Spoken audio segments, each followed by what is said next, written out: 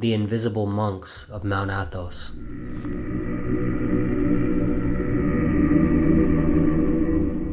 Saint Paisios speaks of 7 invisible monks that reside in the more isolated areas and peaks of Mount Athos.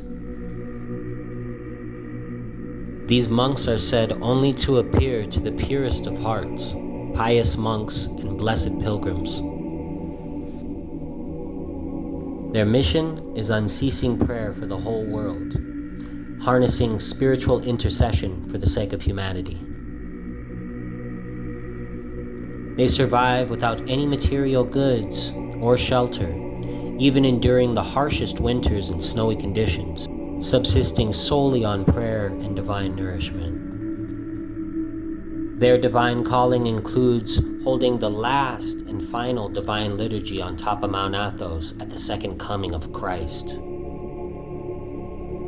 After one of the monks would pass, a new ascetic would be chosen to fulfill and maintain the circle. Here's a story from Saint Paisios of one of the 7 invisible monks.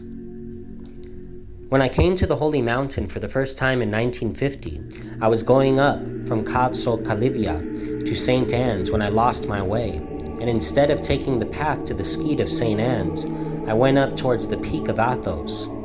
After I had walked a good long way, I realized I was too high up and looked around for some path to take me down quickly.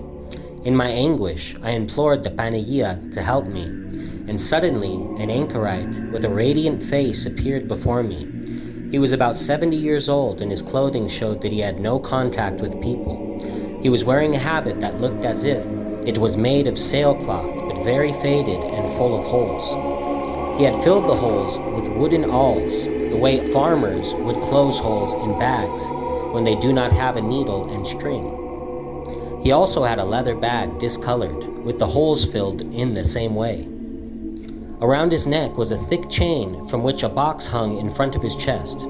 It seems there was something holy inside. Before I could ask him, he said to me, "My child, this is not the path to St. Anne's," and he pointed to the right one. From his whole appearance, it seemed he was a saint. Then I asked the hermit, "Where do you live, elder?" He answered, "Somewhere around there," indicating the peak of Mount Athos. Since I had been wandering around left and right trying to find an elder to spiritually inform me, I had forgotten what day it was and had lost track of the date. I asked the hermit, and he told me it was Friday. Then he took out a little leather pouch from which he drew little bits of wood with notches on them. From the notches, he was able to tell me the date. I took his blessing, went down the path he had shown me, and came out at the skeet of St. Anne's. All the while, I was turning over in my mind the luminous face of the anchorite, which had been radiant. Later, when I had heard that there are 12 anchorites at the peak of Athos, some said 7, I got to thinking, so I related the incident to some experienced elders who told me that would have been one of the righteous anchorites who live invisibly at the peak of Athos.